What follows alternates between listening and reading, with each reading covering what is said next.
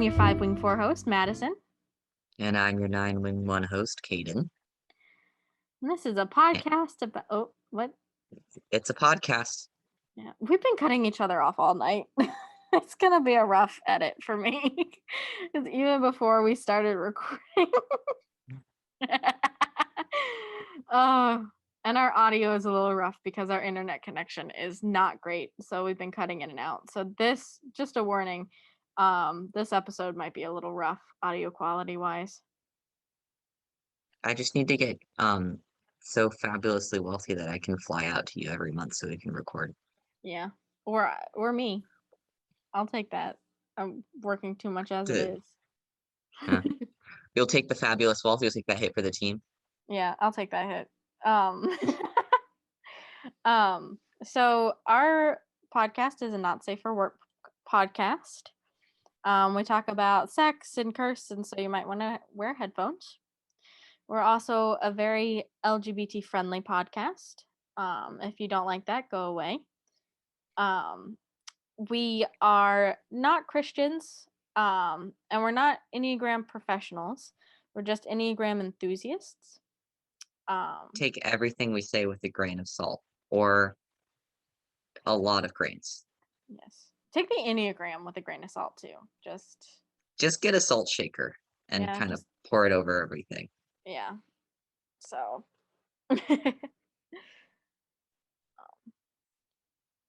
If you want to get in contact with us, if you have feedback, you want to engage with the content we're sharing on our episodes, you can reach out to us on email at EnneathingGoes@gmail.com. We have Twitter, we've got Discord, we've got I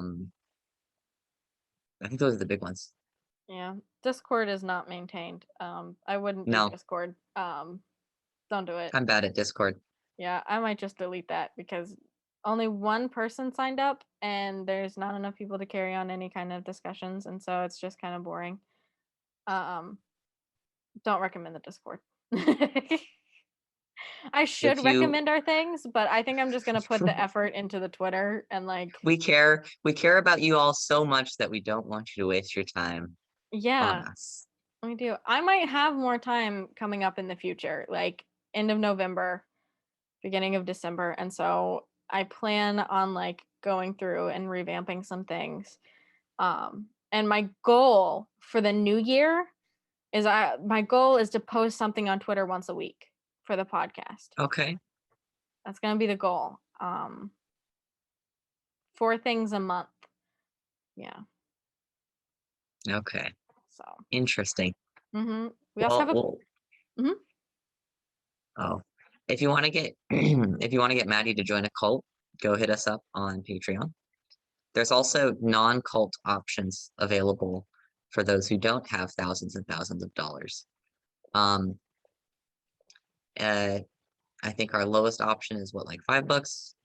That's essentially just helping us maintain the hosting site, gain materials, maybe eventually upgrade our setup. All right.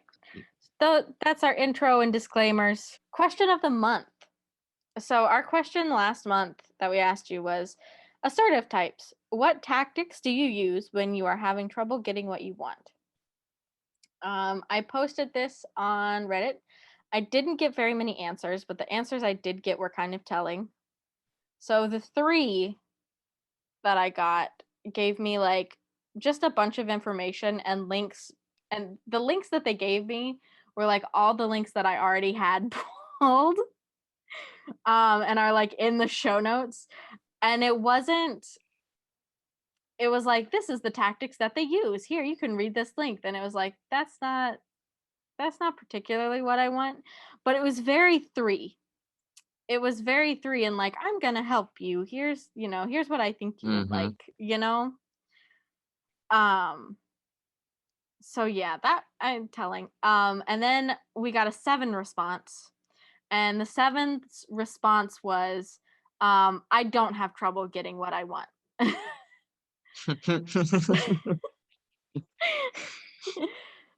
You have more experience with 7s. But I think the thing is that most people don't tell 7s no. They're very charismatic, and I have a hard time saying no to sevens. I think we've You talked would, about this. yeah. It's why I have to limit my interactions, because if not, shit hits the fan for me because I just say yes. Um, I think it can depend on the situation. Um, I think sometimes there'll be, so my partner's a seven for background. Sometimes there'll be instances where she knows that she's not getting anywhere with someone. So she'll just be like, yeah, whatever. I'm gonna reprioritize and like not give you my energy anymore. Like we're focusing on Oh. this now. So if they know it's a lost cause, then they just refocus, and instead of it being the Mm-hmm. one thing that they want, they refocus. Yeah, No longer what they want. mm-hmm. Fine, I didn't want it anyway. Is it? Yeah, like it's whatever. You can go do your other thing. I'm Yeah. just gonna I had for the think about assertive, I had a boss, a prior boss Mhm. that was an eight. I mean, she didn't self-identify, but I like clocked her as an eight. Um, and she used to do this thing where she called it the velvet steamroller, where she just like politely but very consistently and assertively would just like keep pressuring people into doing what she wanted them to do. That is much better than what I was gonna say, because the thing is, we didn't get any eight responses. And the only eights that I've been around, like at work, and have seen them not get what they want, have been unhealthy eights. And that's a very big distinction, because when unhealthy eights don't get what they want, I think it gets explosive. Like Oh yeah, like yelling shit matches, gets thrown. pouting, like shit gets thrown. But And obviously that's not all eights. That also, was, I will yeah. say, sorry to cut you off. Mm, I have also seen unhealthy eight. I have an aunt that's an eight, and whenever like her and her daughter really get into it, mhm. um, it can be stuff where like she just laughs at her daughter because she's like, "You're a fucking teenage girl," and like the things that you think are really important, I don't think are important. So like, all I have to do is laugh about this, and then that obviously doesn't help the situation. But like, Yeah. So, and again, that's not all eights. It's just I've unfortunately been around enough unhealthy eights that I've seen that multiple times. So, out of all yeah, the types, do you think eights are the most prone to throw shit during a fight? Because I could also see nines maybe doing that. Like it gets so built up that when they get in that rage snap, like unhealthy nines. I don't think I could see a nine actually throwing something in a fight. I I feel so. Here's the thing: I will get very, very angry, but generally, I will never get angry at the person who is also in the room with me, you know? Like, so the only time where you will see a nine like genuinely lose their shit, I think, in my experience, is when they're losing their shit about someone who is not present or something that like is not the fault of the people around them. Because they don't want to get into fights with people. It's just like the fight instinct is activated. But Okay. what tactics? I mean, I think it depends on what they're preserving, right? So for the Mhm. sevens, that redirection is going to be like, oh, well, I get what I want because I just like redefine what I want. Mm. And then for the eights, it's just like, what do you mean having trouble getting what you want? You just keep going until they give it to you. Yeah. And then the Which threes, it's like, I always get what I want because I'm never going to like say that I failed at something, even though sometimes I do fail. Okay. Yeah. All right. That's good. Ready to move on? Yes. To All right. So I'm gonna do a recap. I'm gonna start by doing a recap. We are discussing the Hornevian groups as part of our like triad series. And so in case you missed the last one, maybe you skipped to your current group or just need a recap because it's been a month. The Hornevian group stem from psychoanalytic theorist Karen Horney, who it's named after. And the thing is, it wasn't created for the Enneagram. Karen Horney was just psychoanalytic theorist who was making her own stuff. But it was adopted by Enneagram researchers, especially since a lot of the earlier ones had dipped toes in or even had degrees in psychology, so they knew about this stuff. And they were like, this really fits the Enneagram, right? And so they kind of created the Hornevian Triads. And now because it wasn't created as like based Enneagram theory, sometimes it doesn't fit exactly quite right. And in fact, there's a lot of debate, which we're going to get into in a second, about like some people disagreeing on what types go where. We've only really found one big one that like disagreed, but I also disagree with how the types lay out. So we'll get into that in a second.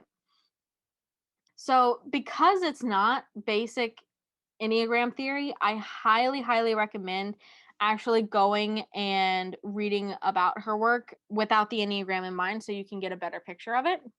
And it's basically, it centers on, the theory centers on the fact that everyone deals with anxiety and neuroses through 3 different types of behavior. And that behavior moves you toward people, away from people, or against people. And it's also that it's interesting that these map to fight, flight, and submission. And the Hornevian responses are triggered by perceived threats. There is also a big part of hers is the 10 neurotic needs. And this is another thing I highly recommend you look into. And what I have gone through and I have done is that I have assigned a neurotic need to each type except for one of them because I was like, this doesn't really sound too specific to any Enneagram type. And so I'll just go ahead and read through those real quick. Type 1 that I've assigned is the neurotic need for perfection and unassailability. Type 2, the neurotic need for affection and approval. Type 3, the neurotic need for personal achievement. Type 4, the neurotic need for personal admiration. Type 5, the neurotic need for self-sufficiency and independence. Type 6, the neurotic need for a partner who will take over one's life. Type 7, the neurotic need to exploit others. Type 8, the neurotic need for power. Type 9, the neurotic need to restrict one's life to narrow borders. And then the last one that I couldn't really fit with anything else was the neurotic need for prestige or social capital. And the reason is because it was just the description didn't really like, it seemed like all the other types could really easily tie into it. Let me see. Oh, and so the types are the compliant group. This type is the 1s, the 2s, and the 6s. And then we have the withdrawn group, which moves away from people, the 4s, the 5s, and the 9s. So, and then the group we're talking about today is the aggressive or the assertive group, and it's typically defined as 3, 7, 8. Now, before we move into talking about the actual assertive group, so last time when we talked about it, we found a resource that had kind of switched up the groups. And so they had put it so that the compliant group it makes it that this was your source, so you can read it if you want. Oh, I don't even know if I remember. So I came across a source that was very confused about the 1s and the 7s. Where it swapped the aggressive and compliant 1 and 7. And was just it led us down a little bit of a rabbit hole. Yeah. And that source was the Enneagram, A Journey of Self-Discovery. Maria Bessing, Bob Nogasek, and Pat O'Leary. Right. I got it off the internet that was quoting from that book. Yeah. And the thing is, I disagree with that, but also having read and deep dive a little bit more into type 3, I also kind of disagree with how the Hornevian and assertive groups are set up. So when we talk about it, I'm going to go ahead and I'm going to give all the examples, and I'm still going to have the type 3 in the assertive group because that is the general consensus among like the Enneagram world. But I think that the compliant group should be 2, 6, and 2, 3, 6, and that the aggressive group should be 1, 7, 8. The reason I think that is because, so when we talked about ones, and you can go back and listen to this, the way the ones were described is that they would be aggressive, and they'd be aggressive against people, but they were compliant to their ego, and that's why they're compliant, right? When talking about the 3, they're aggressive in going after what they want, but the way they do it is complying to people. And so they're like, if they don't get their way, they'll suck up to people and give more compliments. They will try and meet people, schmooze people, do things like that to get their way, right? And so for me, ones seem to go against people. They're only complying to their ego. They're not complying to other people. They're complying to social norms in a sense. So that kind of works. But 3s kind of comply to people in order to get what they want. They're not really going against people unless going against people will get them what they want from another group of people. So, like, I could see 3s potentially being bullies if they think that that's what everyone around them wants from them. Right, right. So I was interested in specifically how Naranjo describes them in Enneatype structures, the type 3, um, and their other directedness. Let me see if I can pull a good quote here. The trait of identification with prevalent values embodies both other directedness and the chameleon quality of Enneatype 3 in general, i.e., its readiness to change in attitude or appearance according to fashions. I don't know. I was going to pull it back into your point, but maybe you can do that. Well, it kind of fits my point because the thing is, 3s, they comply to people. Yeah. To get what they want. They, Yep. like I said, they do the schmoozing. They do all that. They, I forget what you said exactly in the quote, but they give to social norms, right? And the thing is, the tactics taken by a 1 and the tactics taken by a 3 are very different when they get what they want. You know, my father, who was a 1, was very direct. He'd ask for it, doesn't get it, ask for a manager. He would become like aggressive and aggressively go after things, especially if he thought that they were right or that was the way to do things, right? Whereas the 3s that I'm thinking about, like can you see Francesca like being aggressive with someone? No. And see, that's why I'm like, my theory here is that so when they do triads, right, they'll trace them out on the little Enneagram diagram. And the thing is, they always make like really like perfect pretty triangles that are all like the same. And I think the reason they did it is because they wanted to keep with the aesthetics, so they would get those like perfect isosceles triangles going. And then they're like, oh, you know what? We'll just, once comply to their ego. That's what we're doing. And 3s are assertive because they go after what they want. And it's like, but everyone goes after what they want. It's just I how also, about it, you know?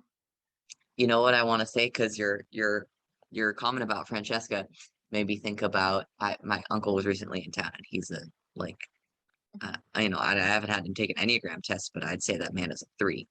Um, like the most broy jock 3 that you've ever met, with the most stereotypical, like, you know? That was not explained well. But anyways, I wonder if you can also point a little bit towards maybe like gender sampling and sexist expectations and norms about how men interact with the Oh. world.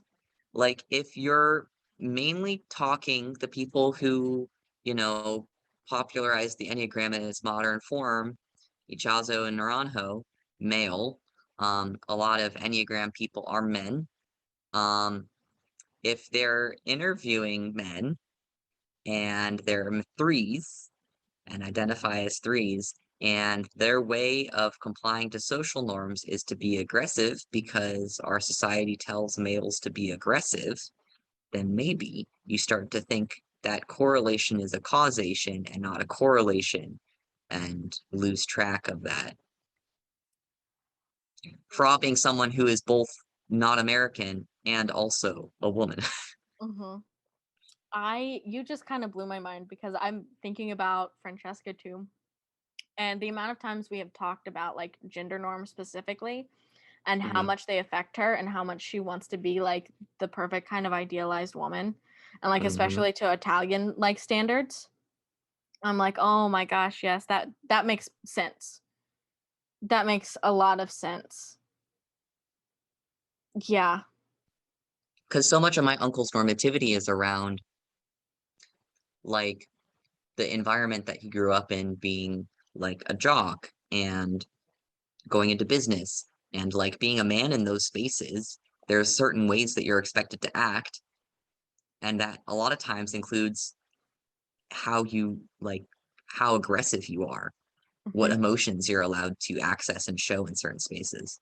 And that would come off as more aggressive. I would still Yeah. argue that even if they are being aggressive and that, it's not necessarily because that's what they want. They're still Mm-hmm. complying.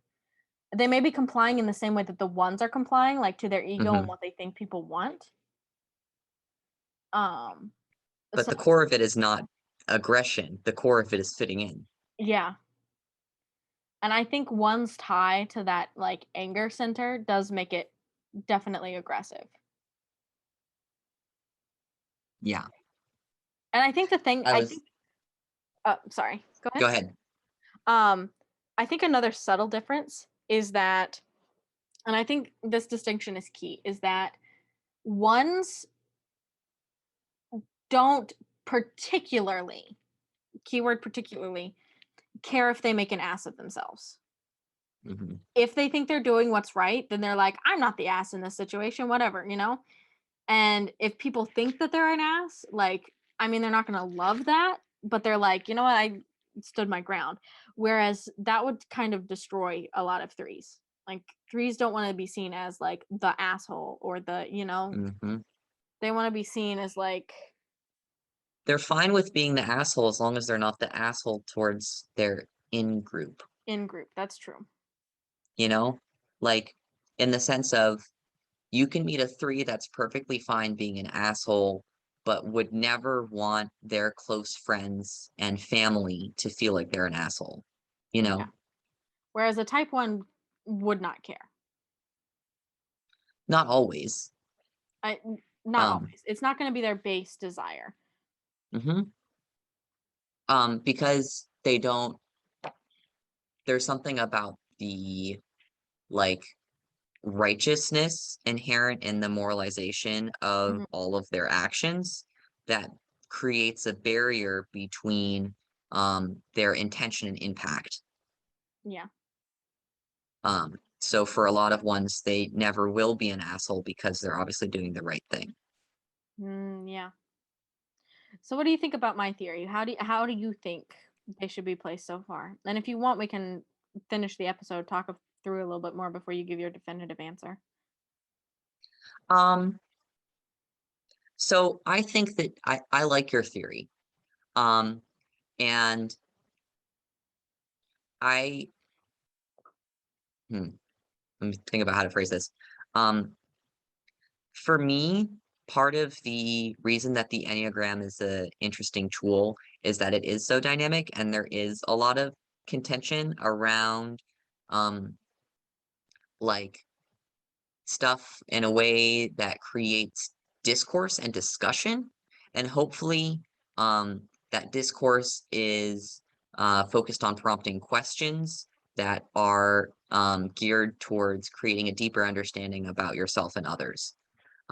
So I'm all for creating alternate theories about how things fit together, because at the end of the day, all of the theories around stuff is usually an intellectualizing of something that's like, I don't want to get spiritual about it because it's not about that necessarily, but it is about the fact that like we are trying to mentally understand things that are also um, like physical experiences and complex processes, that it's going to be hard to ever fully get like quote unquote correct. Yeah. So the more views that you have, the more takes that you have on a specific thing, the more it prompts people to think critically about some of their own assumptions and interrogate what they're bringing to the table. So I like it. Okay. Chime in. I'm very interested to know what you guys think about this. Email us or tweet us your answers. Do you think I'm dead wrong? Especially threes and ones. Threes and ones. What do Yes. you think? Do you think you've been placed correctly? Do you think you are assertive or compliant? Let us know. Before we go into the types, I'm going to tell you guys what the Hornevian assertive group is. I'm going to give you a couple points about that. So the assertive types, which are sometimes called the aggressive types, are, quote, known for going after what they want instead of withdrawing or complying with the people around them. They move against others in order to achieve their needs and wants, like control, acceptance, or safety. These are the people who take charge, take action, and demand results. They are frequently recognized for their independence, ambition, and outward confidence, end quote. So all of these types go about their aggressiveness in different ways. So for type threes, they go about it because they desire attention. Sevens desire security, and eights desire autonomy. And these types are centered on their ego. I didn't dive into much of what that would mean or entail. It's just a little tidbit I pulled from my notes. And then here's a little other tidbit, a quote. The assertives are balanced to prefer the thinking or doing centers and to be out of touch with the feeling center. There's a tendency to Hmm. act without regard for emotions, their own and of those of others. That makes me wonder if that's Now, why they put the threes in there. yeah, because as the sort of center point in that heart triad, they are the most disconnected from their emotions Mm-hmm. and the most connected simultaneously. Also, I would say that um, it tracks for sevens because if you look at their integration and disintegration Mm-hmm. points, or their like stress and growth points, they don't touch the heart center at all. Um, I've talked to my partner before, and she has in fact said that like having that lack of connection to the heart center, she like notices it in her day-to-day interactions and how she interfaces with people. Mm. I think having my connection to my forewing Hmm. that is fairly developed is the only reason I can interact with people on an emotional level at all in any given day. Because I go to 7 and 8. And so, Uh-huh. honestly, as much as I hate connecting to my body, um, connecting to my body is, I won't say it's easier than connecting to my emotions, but it's the more enjoyable experience. Yeah. I connect to it in growth, and so I'm always like, if I do end up in my body, You're just um, like, yes. it, most of the time it's like yes, unless I'm forced to be into my body. Uh, So like when my when I'm knee, like when I couldn't bend my knee, and I was hmm like, my body is not working the way it's like that forced me into my body because I couldn't just do hmm things without thinking about it. You know what I mean? uh-huh. I had to be like, ah, fuck, I'm in my body. But any other time when it's not like a force into my body, when I'm just like, yeah, I'm in my body right now, It's very enjoyable. Most of the time when I'm in my feels, it's not, I don't want it. It can go away. How do you think that works for the eights they integrate to the heart center? I think it would feel good too. Because a lot of that is through connection to love and like protectiveness and stuff. Mm-hmm. And like anytime I felt protective over someone and not like jealous or possessive, but like protective, Mm-hmm. it's always been a good, positive, like warm feeling, Like I want to take care of you. I want to like be there with you. That's always a good feeling. So I feel like that's probably a positive feeling for them. Unless they're really unhealthy and they're like, I can't care about anything, and then they realize they're caring about something. But I think that would be for the really like lower level types. Okay. What about you? Integration, disintegration. Does go into feels like I'd rather be in my body.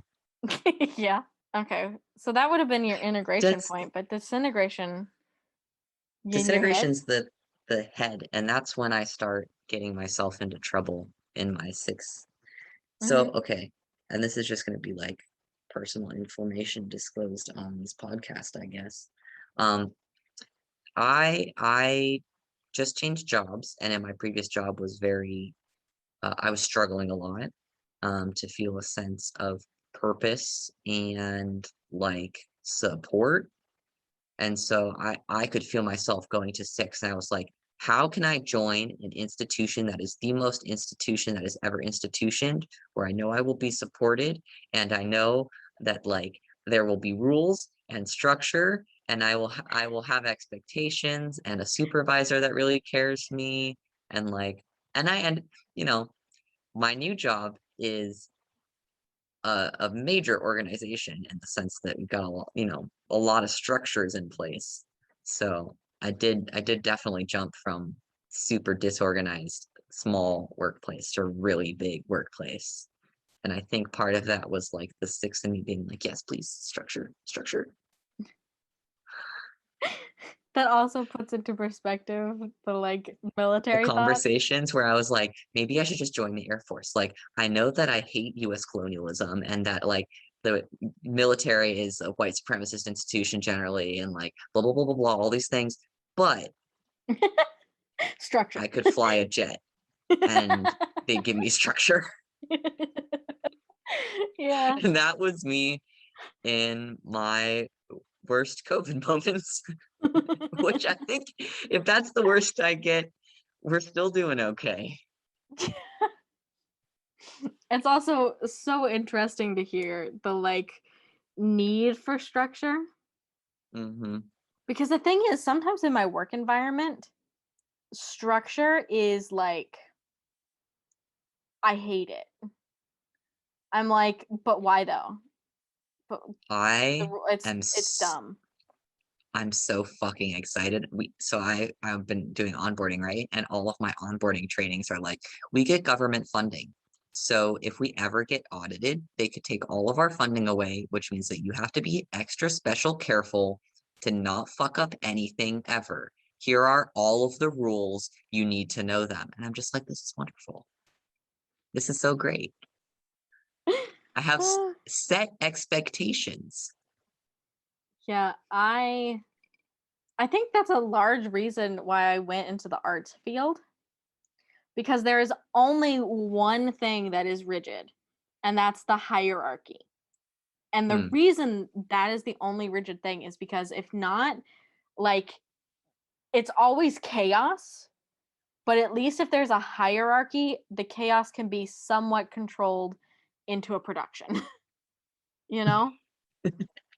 And that's like the only thing that I can think of that's like rigidly controlled. Um, And it's like yeah. the director's top, then the stage manager, and then that. And that's who you go to. You know your person, you know who you report to. But like being on like sets and like doing theater work, they're always like, try shit. Let's try this. You know what? What if Romeo and Juliet were trolls? Let's try that. Let's do it. Let's try. Yeah. Who cares? See, I like that. But then you also have things like did you hear about the crazy Alec Baldwin Yeah. set shit going off? And so I'm Yeah. just like, oh my gosh, like things need to be triple checked. Like this is me go. It's been a rough month, y'all. Yeah. And December's gonna usually be great, but like it's been a rough month. the thing that I will say is that in most productions, that's not something you have to worry about. And I think so. I've been talking with some of my friends who are also production people, went to college, Hmm. grew up with all these people. And the main thing that we're pointing out is the working conditions for those people. Oh yeah. So because it's all chaos and cocaine fueled like fever dreams, the working hours specifically are really bad. Most people in film, especially the tech crews, like the people who are determining which guns go out, will work Hmm. 12-hour days every day for 6 days and maybe get 1 day off. Well, they're striking And now, aren't they? huh? Aren't they striking? Isn't the union striking for producer? A bunch of other, or maybe they reached a deal. Who is I know that striking? there was the like production stagehand union or whatever was trying to strike for I think it's specifically there was a lot of beef, and this is so off topic here.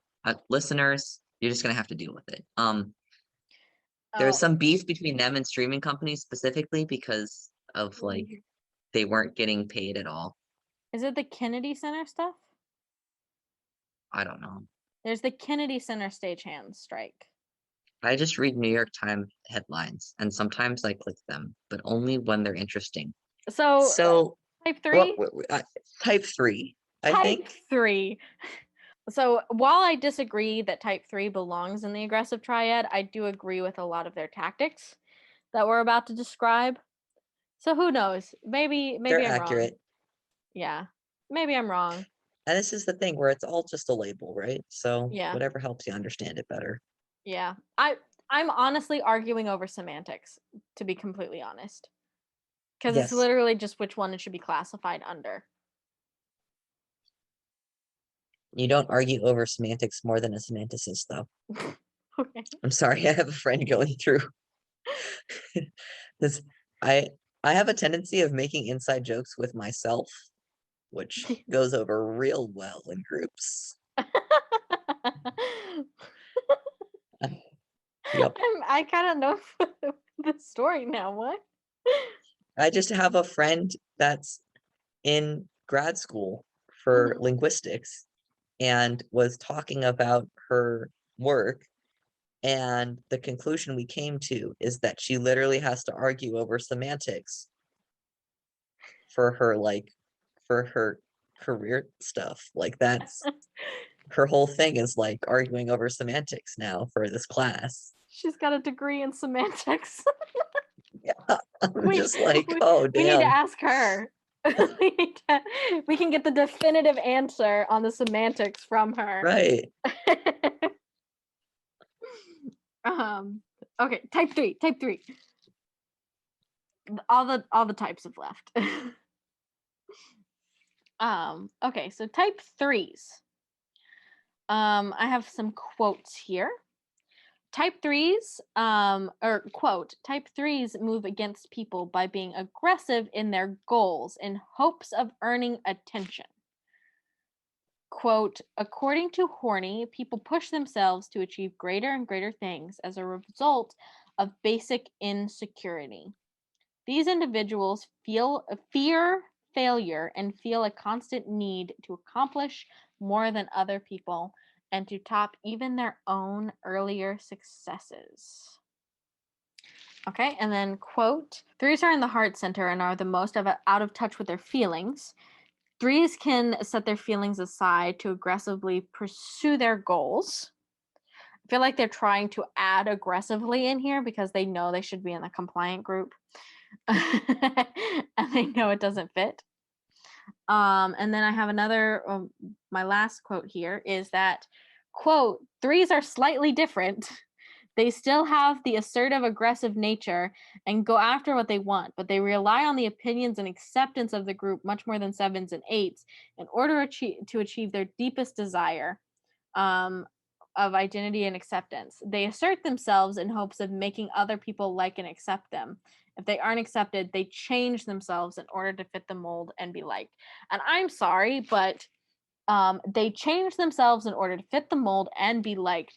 That does not seem assertive. That seems compliant. And they're different than the other 7 and 8. But they're the same though. I feel like it's just an argument. It's just for the pretty triangles.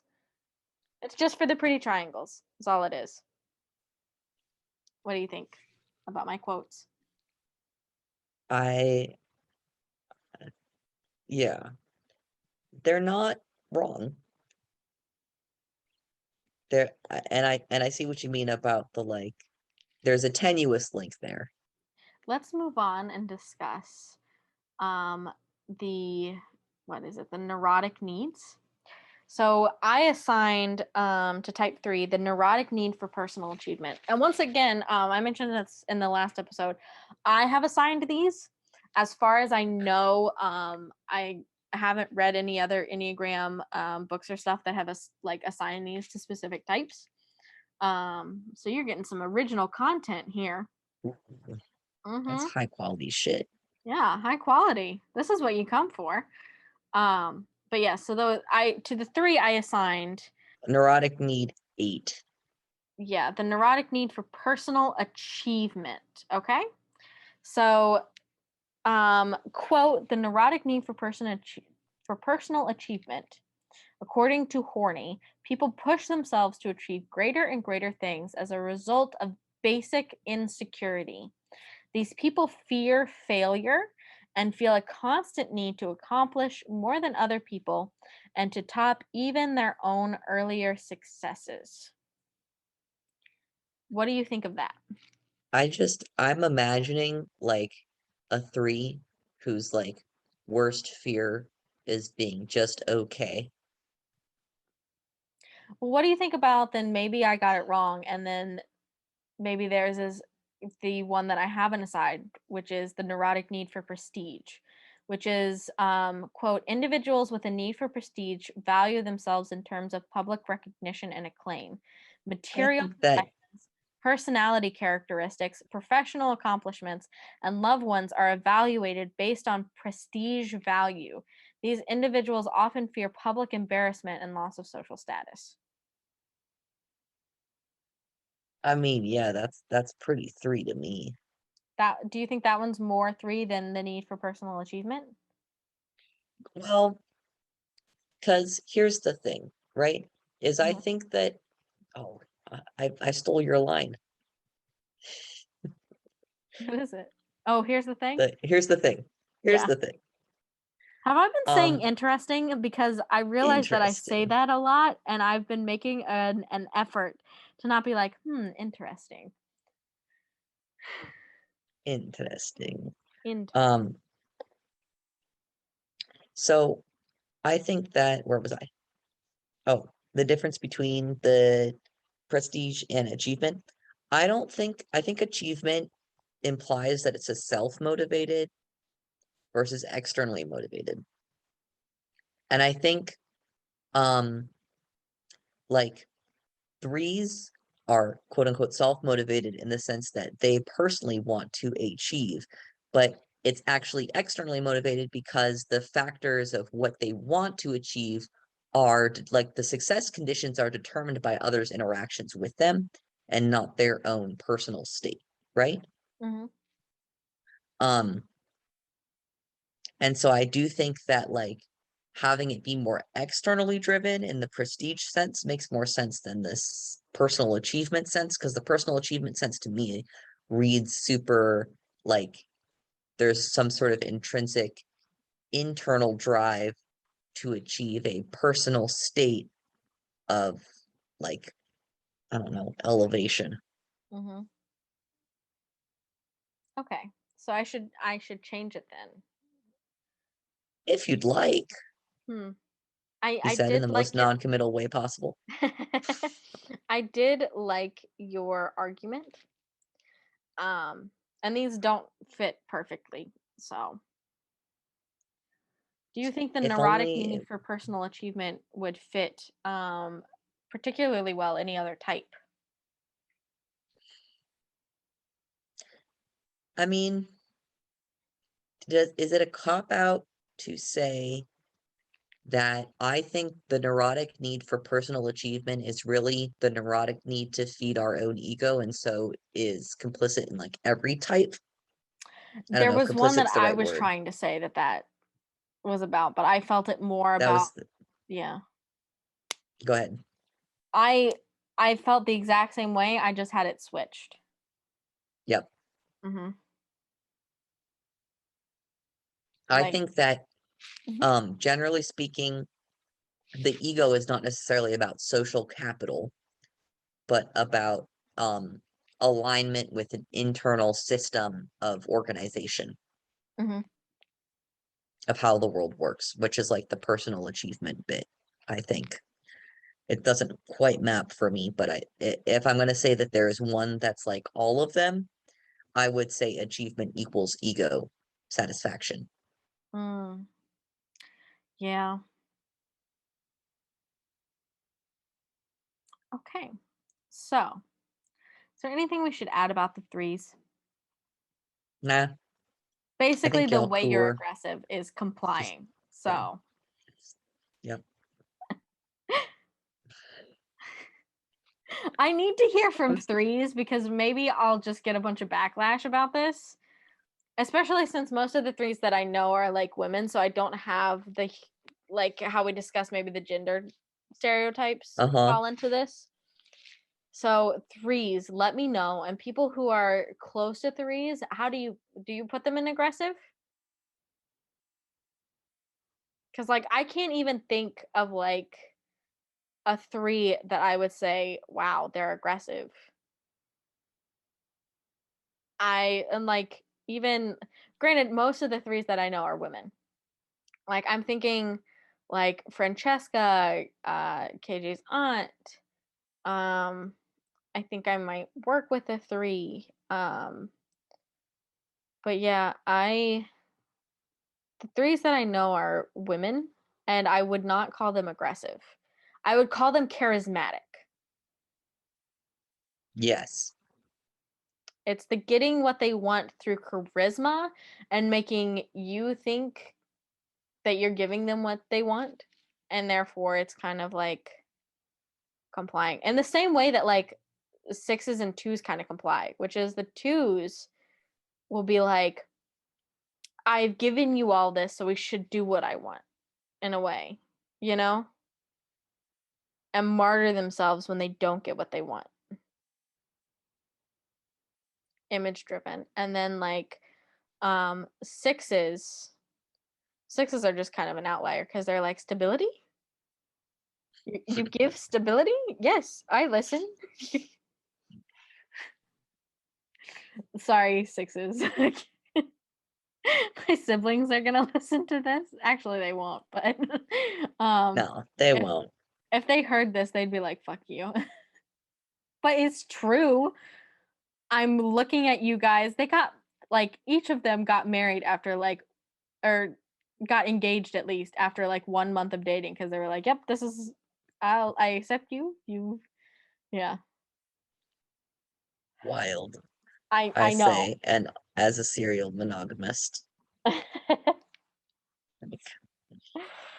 But yeah, so I don't know. Moving on from Mhm.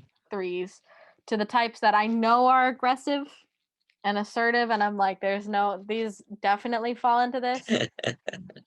Which the seven was put into the compliant by that one person, by that one thing. So I think they're dead Which wrong. is so wild.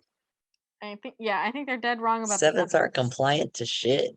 Yeah. Maybe the thing Maybe, is maybe they were closer to a lot of ones. maybe.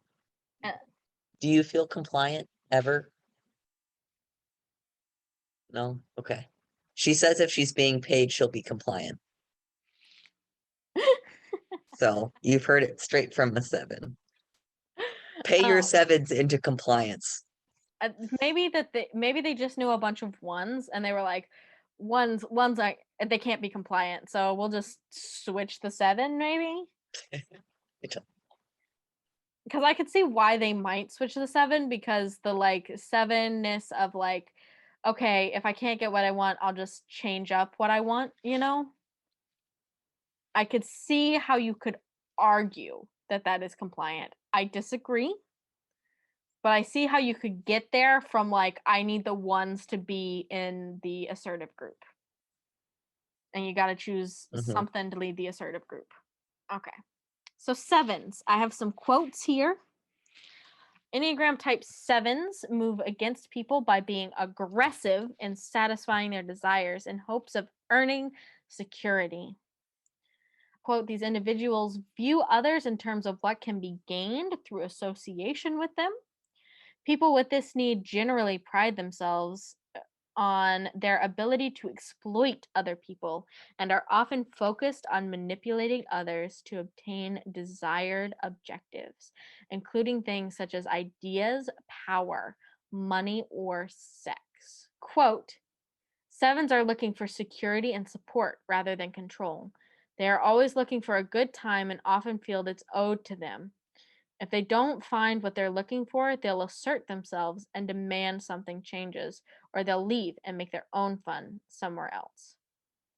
And then my last quote, and the 7s in the thinking center prefer to live in a world of plans and activity to avoid becoming trapped in their own pain. 7s are aggressive about meeting their own needs for stimulating activities. I hate it when they use aggressive in this. Because the thing is, I think they're trying to do it to make the point that they're the aggressive group, but people could say that I aggressively withdraw, and that wouldn't make me aggressive. So I hate it that they're using aggressive to like make the point that they're aggressive. Yeah, it doesn't, there's no evidence there. It's just No. saying it. Yeah. There is a funny story. Am I allowed to tell the story on air about how you thought you tricked me into dating with you? Okay, I've gotten permission now, so now I can officially tell it. So when we first started dating, my partner and I, she's just like, yeah, we're dating and everything, but like I really tricked you into it. Like, you don't know, I've been manipulating you this whole time into dating me. And I was just like, baby, that's what flirting is. That's literally, you're just describing a relationship right now.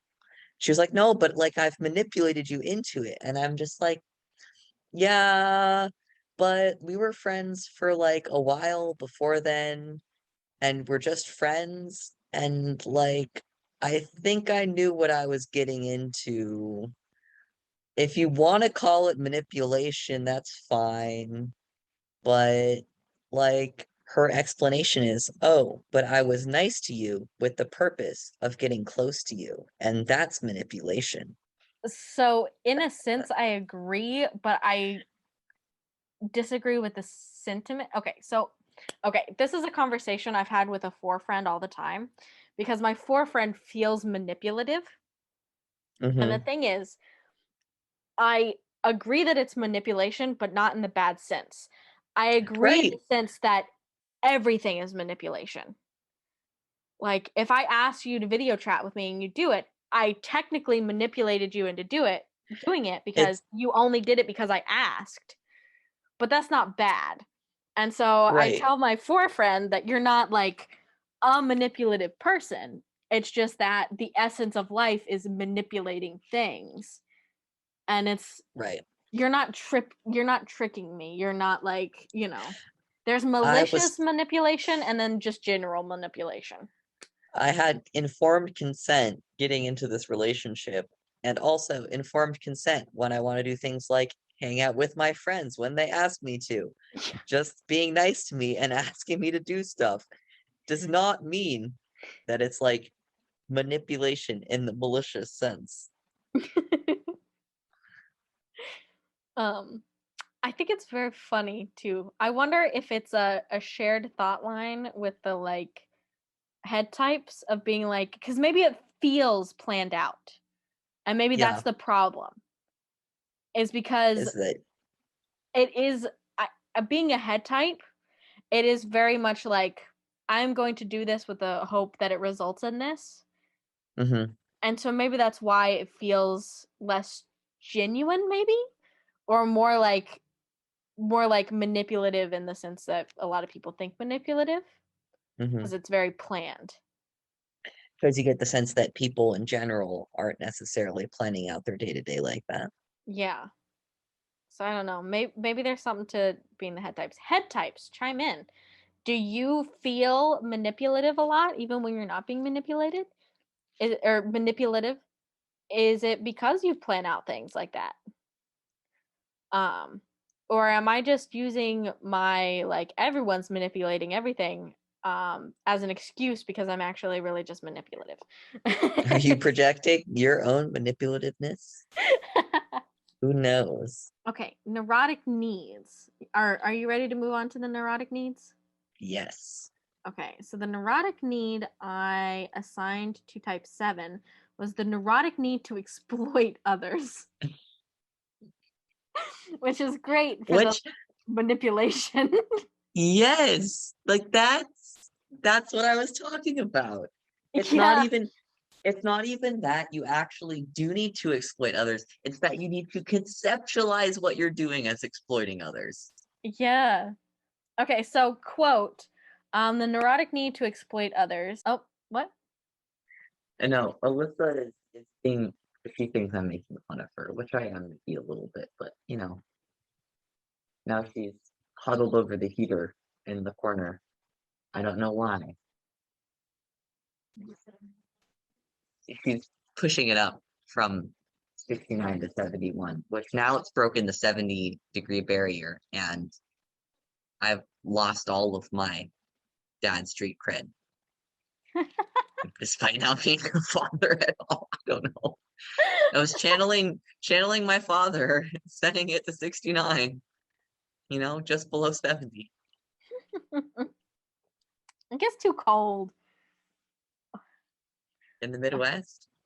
I get, like, you can't just leave it at 69. It gets too cold for that. We have blankets. Okay, but then what happens if you need to do something other than laying in bed? You gonna get a snuggie? You got some snuggies? I actually do have a snuggie. That's the most I thing don't. you said. It was a gift from my sister. It is a camo printed snuggie, which is not necessarily my style. I don't think I have it here. I think it's still at my parents' house. One of those things I never got around to moving, but it exists somewhere. I too have had snuggies at one point. My father was very into snuggies, which is very interesting because my father's a one and your sister is a one. So maybe there's this just one, like, ones love snuggies, and they're like, it's the perfect gift. Can we get a larger sample size on that? Can what? Please text us, if not text. I don't know. You don't have a phone number. Okay. Please email us or tweet us if you have a snuggie and you're a one, or if you're really into snuggies, or if you hate snuggies. I want to know. Yeah. Type conspiracy theory time. Type ones love snuggies. This is the quality content. Yes. This is what the world needs to know. Yes. Okay. Forget like actual Enneagram accreditation and training and stuff. Like, these are the questions that those people should be asking, which is, how do snuggies match to types? But yeah, so the neurotic need, sorry, circling back, I don't know how to segue into this. Exploit others. How do sevens exploit others? Quote, these individuals view others in terms of what can be gained through association with them.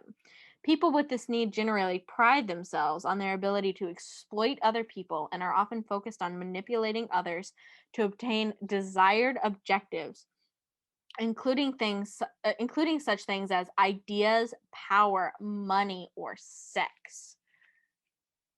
I don't know. It seems very hedonistic, which is, I associate hedonism with sevens, and I don't know if that's fair, but you're like really bad. Is it how close? Ah, Is it? I think it's whenever you move away from your computer. Is it the signal? Like, are those plugged in, or are they Bluetooth? it's a plug. That's wired. That's weird. Cause see, when you're here, I can hear you really well, but when you lean back on the couch, I can't hear you at all. Because I'm still using. That's why. Because this entire fucking is this better? Yeah. This entire fucking time, my microphone has not been actually the headset that I have, but my laptop microphone, which is horrible. So we've been recording for what, like a whole hour now? Which, granted, about 10 minutes of that was usable content, but and here I was worried that I was like, oh no, I was at work all day in meetings and shit, and no one told me that my headset sounded awful.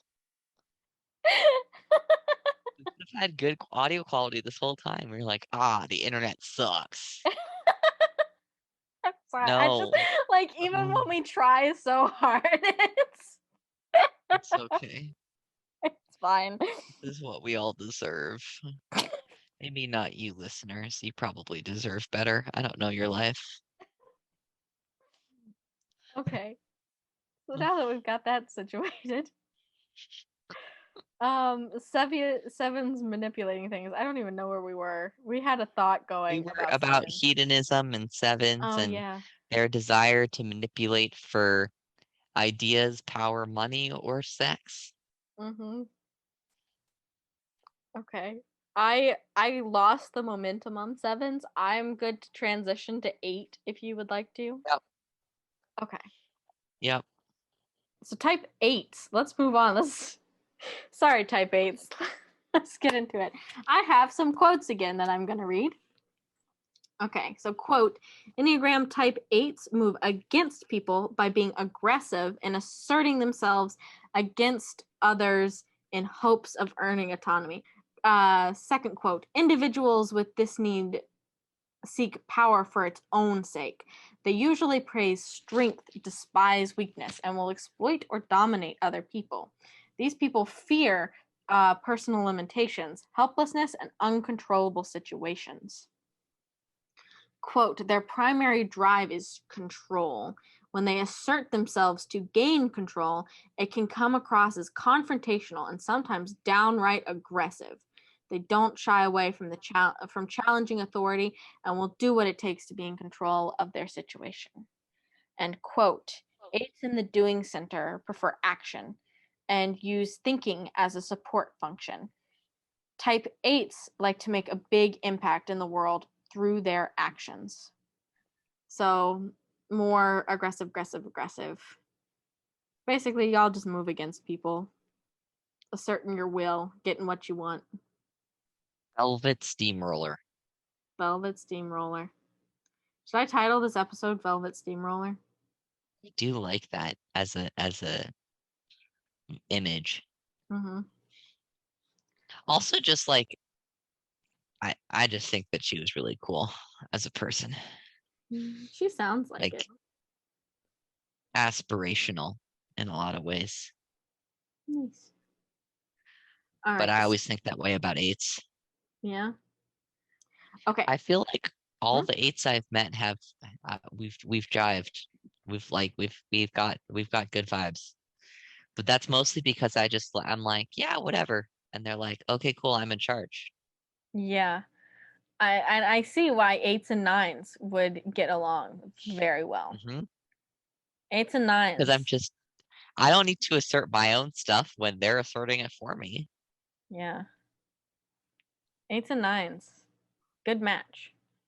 All right, so 8, the neurotic need that I have assigned is the neurotic need for power. Power. So, quote, individuals with this need seek power for its own sake. They usually praise strength, despise weakness, and will exploit or dominate other people. These people fear personal limitations, helplessness, and uncontrollable situations.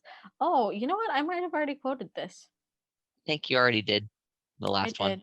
Yeah. But yeah, I think that fits 8s pretty well. I didn't even realize that it wasn't even an Enneagram specific quote. So Yep. I think that speaks for itself. That sounds about right. Yeah. 8s, that's your neurotic need. And what I find the most interesting, the more 8s that I meet, is like their definitions of strength and weakness can vary drastically. Oh yeah. You know? Yeah. Like keep that in mind as you're interacting with 8s. Your perception of what strength and weakness is does not mean that it's their perception of what strength and weakness is. Because I have met 8s where part of their perception of strength is like the ability to be emotionally vulnerable yet also still in control of your feelings, you know? Like they've integrated that bit of it, which is interesting because it adds a new complication to the stereotypical view of 8s as like not willing to be vulnerable in front of other people. But at a certain point, I think it becomes a show of like, look, I'm so strong that I can be vulnerable. So I guess that's more of an integration disintegration thing. But at the same time, also like some 8s are going to view certain things as strength, and some 8s are going to be like, yeah, that's you got small dick energy. I also think that the 8s views of weakness and strength can be highly gendered. Yep. And I think in our toxic masculinity society, it might skew men a little more towards emotional vulnerability is weakness, whereas it would probably skew women towards emotional vulnerability as strength. And I used to have an 8 roommate who was like, you need to be like, have the emotions. Having the emotions is not weakness. Being vulnerable is not weakness, but it's when the emotions stop you from acting or acting the way you should, that's weakness. And so it was very easy for her to like show her emotions. A lot of them were anger, but 90% of the emotion is anger. But she was willing to show like gentleness and generosity and all that kind of stuff. So, yeah. And also she would think that like she was the first to like jump on like needing therapy with her partner. I was like, therapy isn't weakness. Like you're being stupid for thinking it's dumb. Like and it's a very like you're stupid for thinking showing emotions is weak. Yeah. That's so weak. Like, it's Yes. therapy, you need it. Like shut up. Which is a very way to go about that. Exactly. Yep.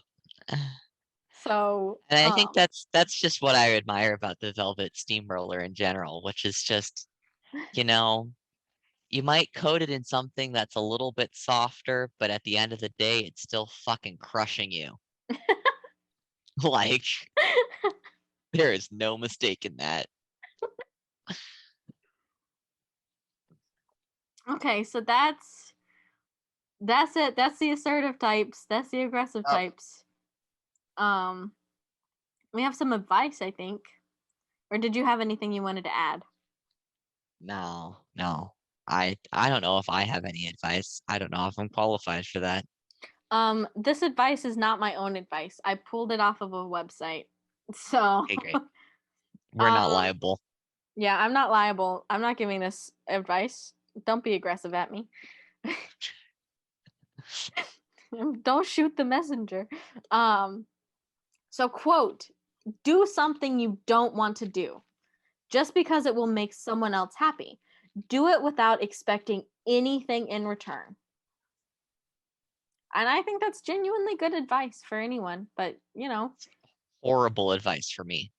Oh, actually, that's really true. Eights or That's like, nines don't listen to this. You need to practice. and, um, and twos. I feel like twos also fall in this trap. Well, but twos do expect something in return. And nines expect something, but what they expect is to be left alone afterwards. And then the other piece of advice that I pulled is, quote, practice active listening with someone. Listen without interjecting your own stuff. Really hear the person and try to understand. All right, ready to wrap up? Yes. All right, so our question of the month this time is for the withdrawn types. This is for our 4s, 5s, and 9s. But if you want to, yeah, this one's gonna be a rough one. If you also are not one of those types and you want to chime in, go ahead, email or tweet us. So the question is, withdrawn types, what is the farthest lengths that you have gone to withdraw from a conflict? And we're talking I want to hear your extremes. I want to hear your funnies. Unleash it. You're gonna get to hear one of mine. But yeah, email or tweet us. EnneathingGoes@gmail.com, same way it's spelled here. And our Twitter is @EnneathingGoes. Thanks for listening. See you in the next one. Bye. Bye.